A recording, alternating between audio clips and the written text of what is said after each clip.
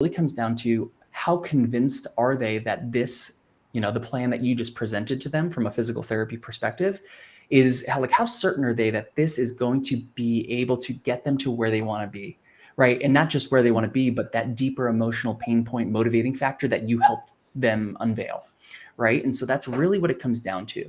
And the funny thing is, you may be the best objection handler in the world when it comes to like the financial objection or the spousal objection or whatever. But if it's truly a smokescreen for certainty, by addressing that other objection, you are creating friction and sales pressure. And so that's where we tend to see a lot of people really fail, is they're not actually identifying the correct objection and they're addressing the wrong one, when 90% of the time it's going to be a certainty-based objection that's hidden by some other objection. It's a smokescreen. That's so wise, because everyone, because they have their own financial biases, they are projecting that onto other people, and they always assume that the reason people aren't interested is because of the upfront investment. But you're saying that really they're just not sure or don't clearly understand what makes what you're going to do different than what they could potentially use or get for free or just for a copay somewhere else. And so how do we get to the bottom? Like, how do we uncover the real objection that people have? Yeah, I think Ben speaks pretty assuredly from coming up to begin with. So I think we need to it goes without saying that is the best path, providing a ton of value, a world-class experience, and getting them just excited to say yes rather than hesitating, right? And so that's number one. But just getting them to kind of trying to figure out which objection they actually truly have. Yeah. You really have to try and do what I've kind of coined this phrase, certainty anchoring, where you want to anchor them in a place where they feel absolutely certain that this is what they want to do, or at least unveil how certain or uncertain they are.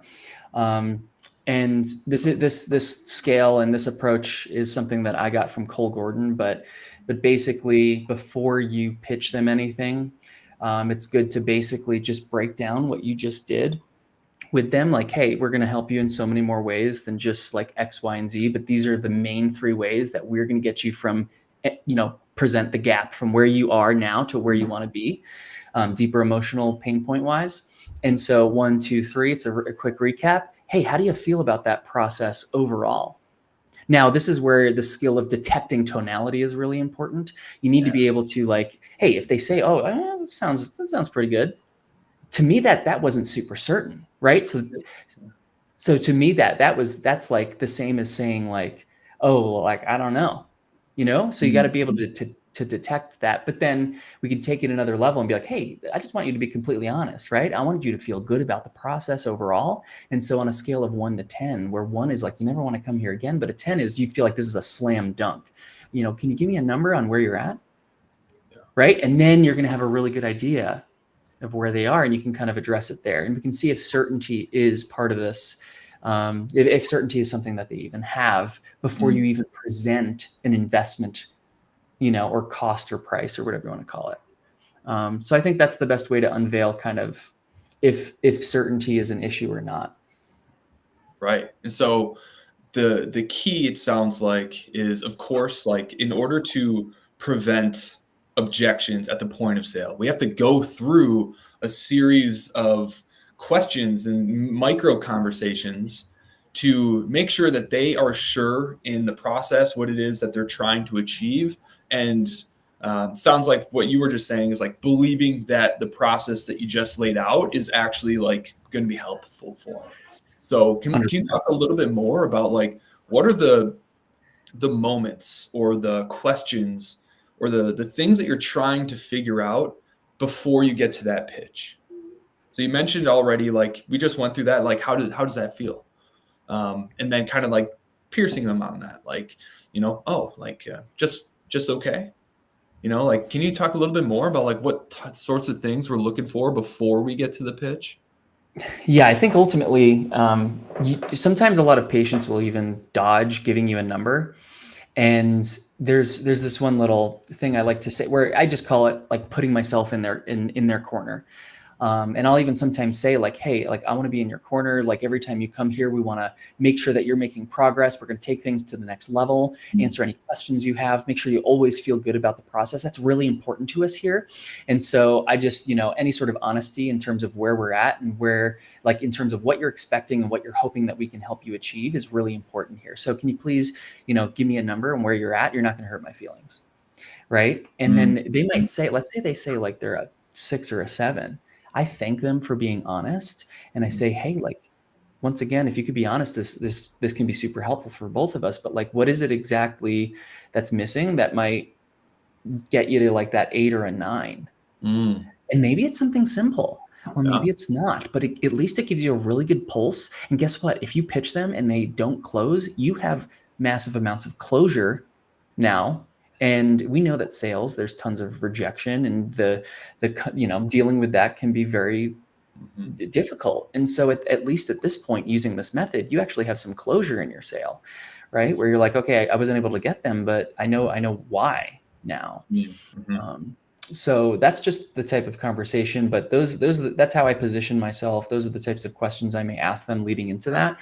And then even if they are like a 9 or a 10, you can sometimes take it one step further and say, awesome, thanks for being honest, and like kind of call them out on it, like hold them accountable to that 9 or a 10 and say, hey, like, can you tell me like 1 or 2 reasons why you're a 9 or a 10? Yeah. Why do you feel so good about this? Right. And then pitch, you know what I mean? Because there will be times where they say they're a 9 or a 10 and then they don't move forward. So yeah. That's one of my favorite ones. When you kind of lay out the plan, then you ask them, is like, does this sound like the plan that's going to get you to this ideal outcome that you're looking for? Everyone says yes. And it's like, oh, good. Well, like, can you explain why? Like, why does it sound like this is going to be different than what you tried in the past, and it's going to get you to where you're trying to go?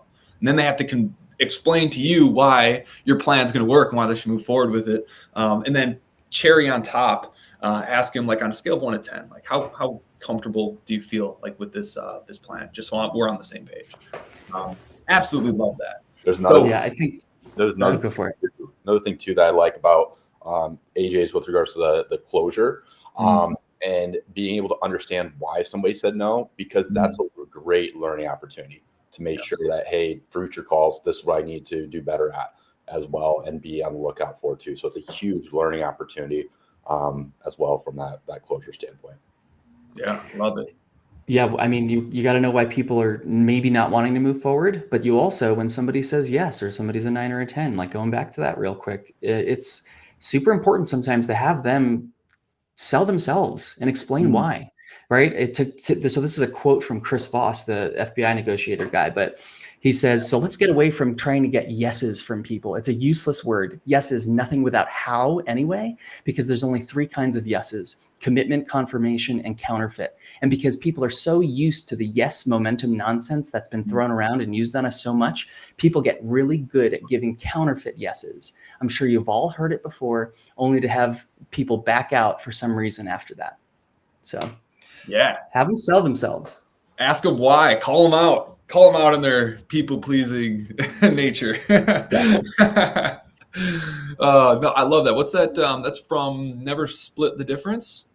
Yeah. He's an incredible book for everyone about negotiating. He's like an FBI negotiator or something like that.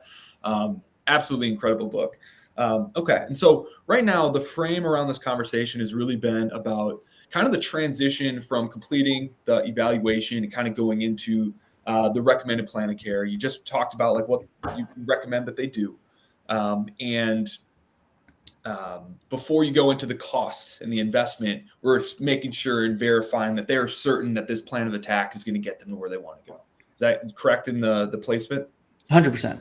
Okay, perfect. So once you have that certainty, once they have explained to you why they think that is going to work for them, how do you transition into the costs, and what are some of the objections that you might find at that stage? Yeah, I think the transition there is going to be super based around a lot of what we teach in the program and what Ben really stands behind with. I know we have our evaluation sales scorecard.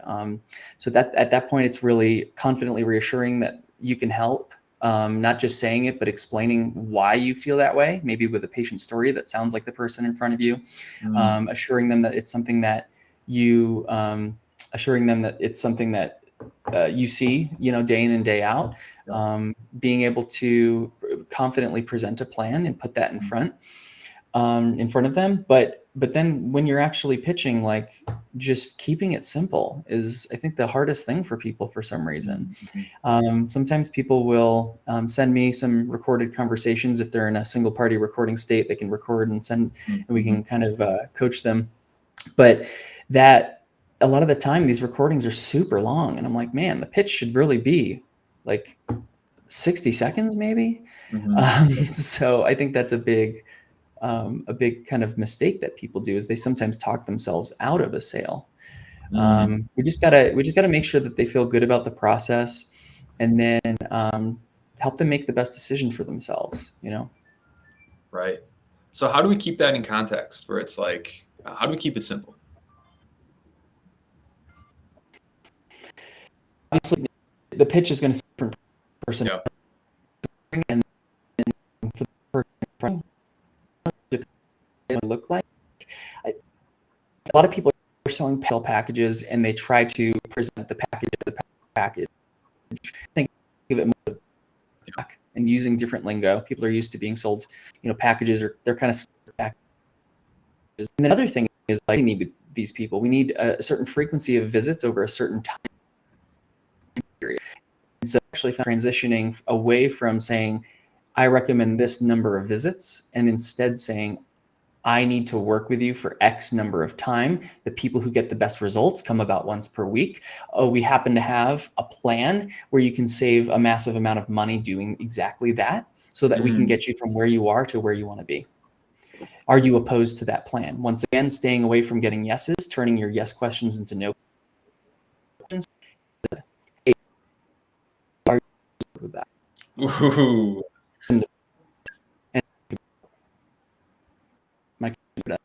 I'm going to repeat that because your connection's a little shaky right now. But as you go into the pitch, instead of saying, hey, I recommend 6 visits, it's, hey, I need to see you X number of times to help you achieve this result. Now, the people who get the absolute best results, who come in with a similar thing, they're coming in for this number of visits. Now, would moving forward with that be a crazy idea? Like, in asking the negative versus like, do you want to move forward with that? It's more of like, are you opposed to moving forward with that? If that's what's going to get you the absolute best result. That's some wizardry right there. That's really, really good. And just to be clear, we're not trying to trick people. We're trying to get them to, they have this reflexive, automatic, without thinking, they like to say no when you want a yes. Okay. And so all it's doing is getting them to, it's a pattern interrupt, where you're getting them to say, I have a couple more seconds to think about this because of the way it was asked. That's really what it is. Right. Because a lot of people, as you said, like, they're not saying no. They're stuck in a pattern. And if they are seeing the exact same kind of patterns and feeling the same way as other people that didn't get them the same result, and if you ask the same questions and you have the same kind of sales process as someone who has already let them down, they're going to assume that you're the same. And so the more things you can make them feel different emotions at stages that are, for the most part, very like standardized and formalized in healthcare, it's going to force them to assume that this is actually different and I can expect different results. I think that's brilliant. Ben, you have something to add? No, I think it's great, and it's something that not very many people are doing. I think it's great. I love it. Now, quick, fun question. How do you guys feel about pricing sheets? I think they have their place. Okay, so a pricing sheet is an easy way to help somebody downsell themselves. But if it's a situation where you can maybe potentially use it to have somebody upsell themselves, is when so I mean, maybe somebody is kind of like a hard sell on a 10-pack, but maybe you're going to present the 6-pack, but with like a, hey, if you really wanted to hit this hard, or I know you want to get the pain to go away, you want to feel better, but if you want to get to the place where you feel strong, confident, and resilient enough to where you don't have to worry about this ever again, I'd recommend the 10, but I'll leave it up to you. Right. And then you can show them physically, right? If there's a chance of upsell, then use it. If there's a way, most of the time there is, where they can downsell themselves instead of upselling, then it's going to hurt you probably more than help. Yeah. My thinking on it is like, I don't know, do you go to a dentist and you've got a cavity and they pull out a pricing sheet, hey, this is what's going to cost to do half the cavity, quarter of the cavity, or the full thing? Like, this doesn't happen, right? So why are we doing the same thing with physical therapy? Like, do you want to take care of the quarter of this issue? Okay, if so, this is the package for you. If you want to take care of half this issue, here's other package for you. Or do you want to take care of the whole damn thing? Here's the package for you. Like, you lose credibility in my mind when you give people those options. But I do think, like, in a downsell situation, that can be an option. It's like you recommend what you're doing, like, hey, these are some other package options. Be completely transparent with you, Ms. Smith. These most likely are not going to get you where you want to be. However, what we can do is start here. And as you see us making progress, then we can start moving into more of the higher package if you feel like it, if you're on the right track. So like AJ said, it can be used as a downsell, but it's not the first course of action that I would do during my session. Completely agree. It's good if you feel uncomfortable with sales because you feel like you have a divider between you and the other person, and it's not you asking for money, it's the sheet. But at the end of the day, it's like people are going to choose the lesser of the two options. Just like instead of getting a large, you're going to get a medium drink at McDonald's. Like, there's an incredible amount of data around that, using price anchors to get people to buy the middle thing. Do you want to supersize that? Yeah, right. You want to supersize that? Exactly. But I think it's so much better to be coming from a true consultative position of like, listen, this is what people get the most results or the best results for. This is what I recommend. And then if there's pushback, then you can have a conversation where it's like, great, why don't we just start with this and then we can take it from there. And you downsell them into it. But now it's not, you just trying to sell something on a student. This is truly a recommendation based off of your expert opinion. That's what I don't like about sheets. It's no longer about professional opinions and more about like, here's my service offerings. But I think there's a place for them as well for people who are just getting comfortable with cash and collecting cash from folks. Let's wrap this up with one important question that everyone is wondering. When you get a prospect off the street or just calls in and they're asking, like, do you take my insurance? How do you handle it? Good, AJ. Best answer. Well, I mean, you got to start. I'm guessing it's not like, how do we deflect that? Because everybody should have memorized so well, it just flicks straight off the tongue. Mm-hmm. Hey, we can absolutely get insurance involved, but first, I want to make sure we can even help you. So, what's going on? Then let's just assume this is the question you're really asking. Let's assume they're like, no, I just got to know if you take my insurance. Right. And let's say, right, I don't think you should deflect any further. You end up being rude at that point and very salesy, and you're going to lose trust. Yeah. So usually I go into, how we're different and how we work. And then they're like, oh, I got to just use my insurance. Mm-hmm. Right. And then I'll say, this is what we've been trying with some decent results so far, is we've been doing this new thing where we say, it sounds like using your insurance is really important to you for this. I'm sure that's not the only thing that's really important for you. So what are two other things that are the most important for you when choosing physical therapy to help you reach XYZ goal?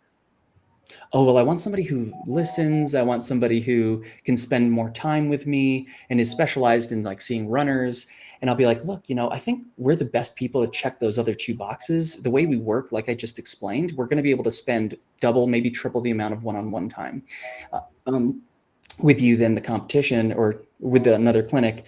And then in terms of listening to you, that allows us to have more time to listen to you more than any other place will be. And the way we work, it allows us to specialize in active adults and runners more than anyone else as well. So I know we check those two boxes best for you, but that third box, we can always get out of network insurance claims involved. So with all that being said, do you think you're opposed to would you be opposed to just giving us a shot or something like that? More or less. So good. Yeah. I love how you get on common ground. Hey, it sounds like using your insurance is something that's so important to you. I completely understand that. But just out of curiosity, what are two other things that are most important to you when choosing a physical therapist?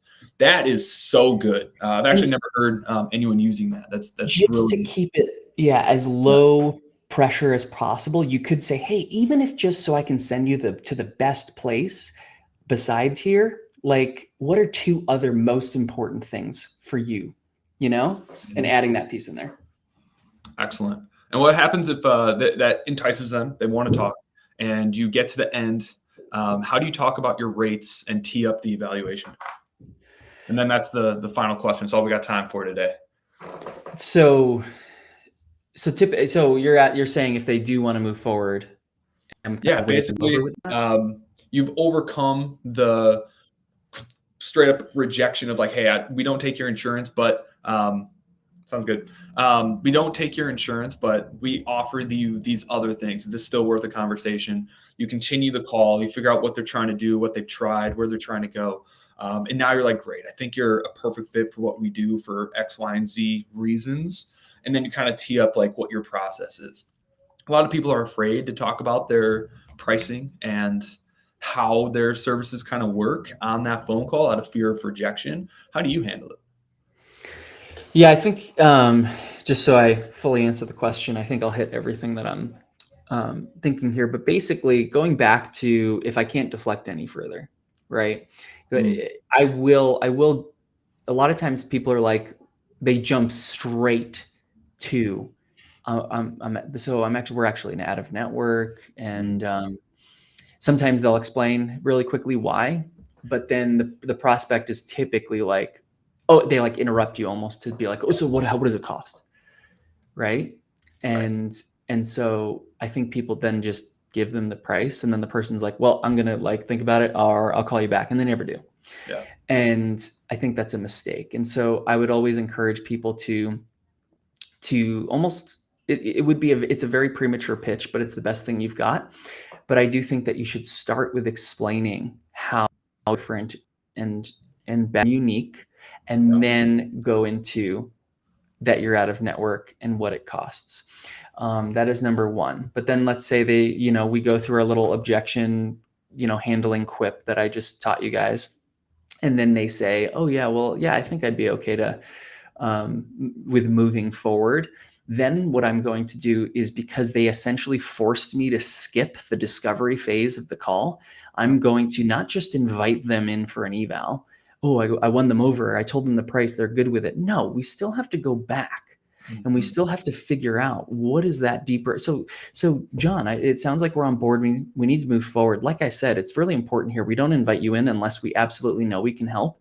So now that we know that there's full transparency on how we work, you're interested in moving forward with an evaluation, I need a little bit more information about what's going on and how it's affecting your life. And you'd have to go back there. And then once you get deep enough, then you could be, okay, cool. Yeah, I am confident we can help because of XYZ reason, and let's invite you in. Right. That's how I would go about that. I love that.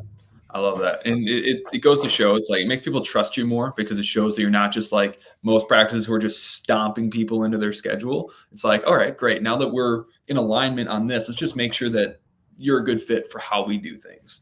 How long are those calls usually? I mean, like a standard discovery call? Yeah, standard discovery. I would say shorter than 15 minutes is too fast, probably, and then longer than 20 is probably is too long. Mm-hmm. There are some cases that are a little bit different, but yeah.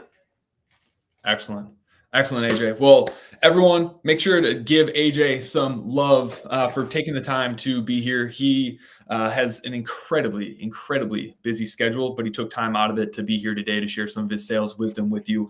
And if you guys want to have him back on here to share more of his wisdom around certainty anchoring, preventing objections, overcoming objections, give us a shout out in the comments, because we would absolutely love to have him back in here. And also give him a congratulations. He just hit his first ever $100,000 month inside of his cash practice. That is an incredible achievement. And AJ, having been there since the very beginning of starting the practice, man, I'm beyond excited for you, man. Thanks, man. Yeah, I think when I met you, I was stuck at 8 to 10K and dropped below that because of COVID and everything. And it's cool to see just where I am now. And yeah, the team I have now and everything. So I'm super grateful. That's right. Well, thank you so much for being here, sharing your wisdom. Everyone who's listening, if you got value out of this episode, make sure to like and subscribe to our channel. And if you want more in the weeds sales coaching on how to enrich your patients' lives, how to communicate your value, and help make your package recommendations an absolute no-brainer without having to convince people of your value, put sales in the comments, and we will continue to produce more and more sales content for you all. So